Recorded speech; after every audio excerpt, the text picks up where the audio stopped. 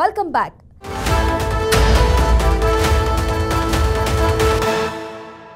ఆమె రాజకీయాలకు కొత్త. తన మాటలతో ప్రత్యర్థికి ముచ్చెమటలు పట్టించింది. అంతా తన వాళ్ళేనంటూ నమ్మబలికింది. ప్రజలను ఆకట్టుకునేందుకు స్వంత అజెండాను తెరపైకి తెచ్చింది. వైసీపీ కంచుకోటను బదులు చేసింది. 25 ఏళ్ల తరువాత పసుపు జెండా ఎగరేసి ఔరా అనిపించింది.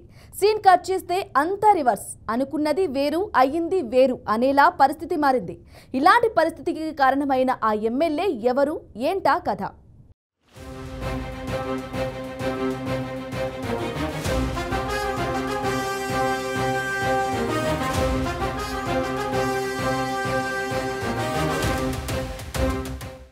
ఫ్యాక్షన్ రాజకీయాలకు కేర్ ఆఫ్ అడ్రస్ కడప. ఈ జిల్లాలో కాంగ్రెస్దే ఆధిపత్యం. ఒక్క మాటలో చెప్పాలంటే కంచుకోట. టీడీపీ పార్టీ ఆవిర్భావం తర్వాత సిచ్యువేషన్ మారింది. 1983, 85 ఎన్నికల్లో వరుసగా కడప గడ్డపైన టీడీపీ జెండా ఎగిరింది. ఆ తర్వాత మళ్లీ 1989లో టీడీపీ ఓడిపోయింది. 1994, 1999 ఎన్నికల్లో తిరిగి పసుపు జెండా రెపరెపలాడింది. టీడీపీ చివరిసారిగా గెలిచింది అప్పుడే. వరుసగా కాంగ్రెస్, వైసీపీ పార్టీలు కడప జిల్లాలో ప్రభావాన్ని చూపిస్తూ వచ్చాయి. రాష్ట్ర విభజనతో ఏపీలో కాంగ్రెస్ నామరూపాలు లేకుండా పోవడంతో వైఎస్ వారసుడు వైఎస్ జగన్ ప్రత్యామ్నాయంగా మారిపోయారు. కాంగ్రెస్ ఓటు బ్యాంకు మొత్తం వైసీపీకి చేరింది. వైఎస్ఆర్ సొంత జిల్లా కావడంతో కడప జిల్లా ప్రజలు ఎప్పుడూ ఆ కుటుంబానికి అగ్రపీఠం వేస్తూ వచ్చారు.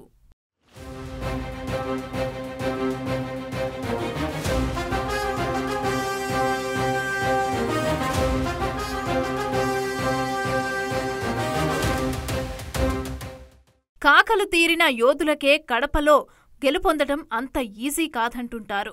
అలాంటి ప్రాంతంలో ఒక మహిళ చరిత్రను తిరగరాసింది. పోటీ చేసిన తొలిసారే ప్రత్యర్థిని మట్టి కరిపించింది. ఆమె కడప ఎమ్మెల్యే రెడ్డప్పగారి మాధవిరెడ్డి. ఈ పేరు ఇప్పుడు ఓ సెన్సేషన్. మామతో పాటు భర్త రాజకీయ వారసత్వాన్ని పుణికిపుచ్చుకొని బరిలోకి దిగిన మాధవిరెడ్డి ఆరంభంలోనే అద్దరగొట్టారు. అప్పటికే కడప అసెంబ్లీ ఇన్ఛార్జిగా ఉన్న మాధవిరెడ్డి అనుకున్నట్లుగానే కడప అసెంబ్లీ సీటును దక్కించుకున్నారు.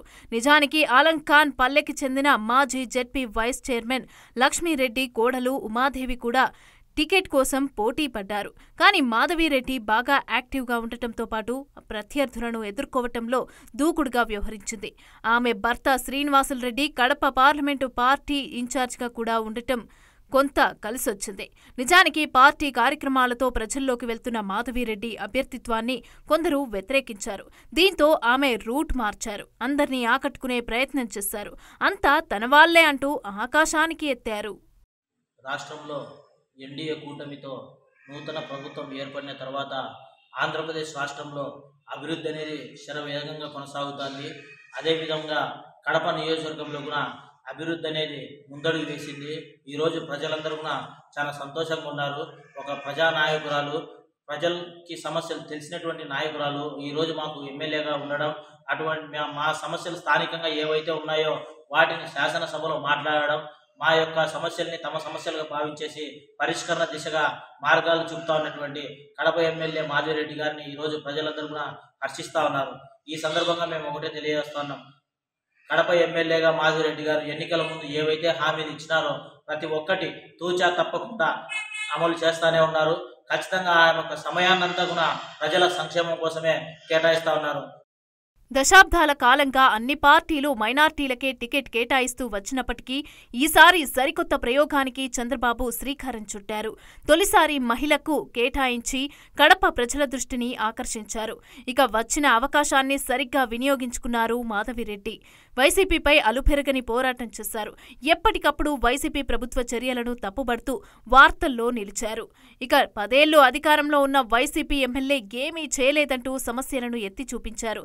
జగన్ సర్కార్ చేసిన అవినీతి అక్రమాలను బయటకు తీస్తానంటూ ప్రత్యర్థులపైన విరుచుకుపడ్డారు.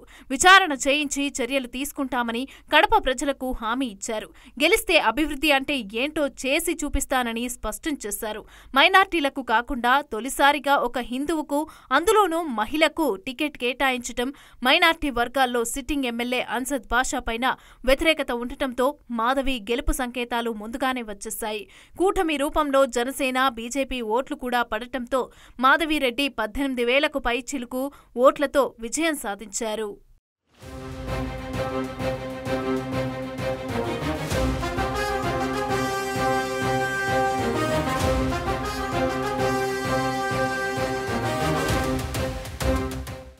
కడప కోటలో పాగా వేసిన మాధవిరెడ్డిపైన విమర్శలు పెల్లుబుక్కుతున్నాయి. ఆమె ఎన్నికల ముందు చెప్పింది ఒకటి, గెలిచిన తర్వాత చేస్తోంది మరొకటి అనేలాగా ఉందనే వాదనలు చక్కర్లు కొడుతున్నాయి. ఎన్నికలకి ముందు చాలా హామీలు ఇచ్చారు, కానీ వాటిని అమలు చేయడంలో మాధవిరెడ్డి నిర్లక్ష్యం ప్రదర్శిస్తున్నారనే టాక్ నడుస్తోంది. జీవన్ మరణ సమస్యగా మారిన గుర్రాలగడ్డ వంతెన పనులు పూర్తి చేస్తానని చెప్పి పట్టించుకోవటం లేదని అంటున్నారు. సొంత ఎజెండాతో లెక్కలేనన్ని హామీలు ఇచ్చి ఇప్పుడు వాటిని విస్మరిస్తోందని చెప్తున్నారు.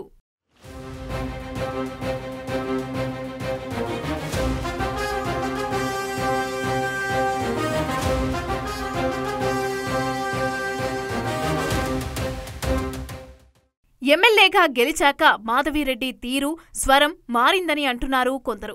కార్యకర్తలు పడ్డ కష్టాన్ని పక్కనబెట్టి స్వశక్తితో గెలిచానంటూ గొప్పలు చెప్పుకోవటం మొదలుపెట్టిందని చెప్తున్నారు. మరోవైపు ప్రత్యర్థులను భయాందోళనకు గురిచేస్తోందనే ఆరోపణలు బలంగా వినిపిస్తున్నాయి. అపోనెంట్స్ వ్యాపార లావాదేవీలపైన ఫోకస్ పెట్టి ఇబ్బందులు కలిగిస్తోందనే విమర్శలు కూడా ఉన్నాయి. అందరూ తన వాళ్లే అన్న మాధవి పులివెందుల ప్రాంతవాసుల పెత్తనాన్ని తెరపైకి తెచ్చి లోకల్ లీడర్స్ ను దూరం పెట్టిందంటున్నారు. ప్రత్యర్థి పార్టీ నేతలతో పాటుగా సొంత పార్టీ నేతలను సైతం ఇబ్బంది పెట్టే ప్రయత్నం సాగిస్తోంది. తాజాగా తన అనుచర వర్గం వైన్ షాప్ కోసం సొంత పార్టీ నేతలనే టార్గెట్ చేసినట్లుగా తెలిసింది.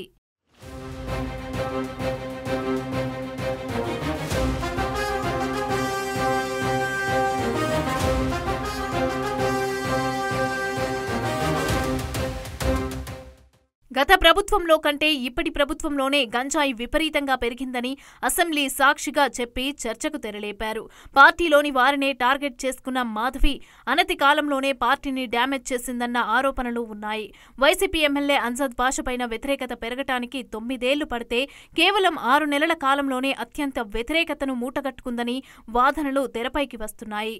అంతా నా ఇష్టం, నేను చెప్పిందే వేదం, తన మాటకు ఎదురులేదన్న రీతిలో వ్యవహరిస్తూ వస్తోందన్న విమర్శలు ప్రజల్లో వ్యక్తమవుతున్నాయి.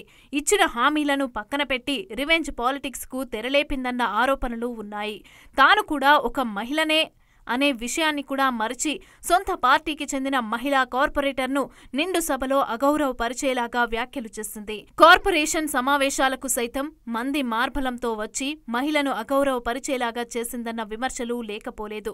అభివృద్ధి కన్నా వ్యక్తిగత కక్షలకే అధిక ప్రాధాన్యత ఇచ్చిందన్న భావన ప్రజల్లో వచ్చిందని అంటున్నారు కడప జనాలు.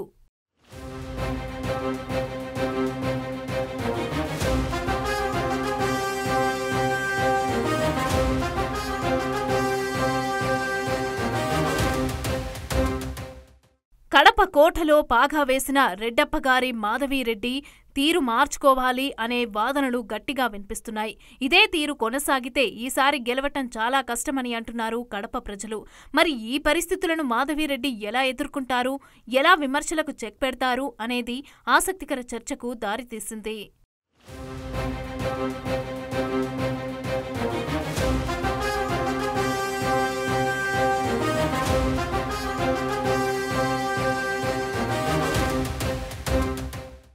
ఏది నిజం స్పెషల్ ఫోకస్ లో చిన్న బ్రేక్ తీసుకుందాం.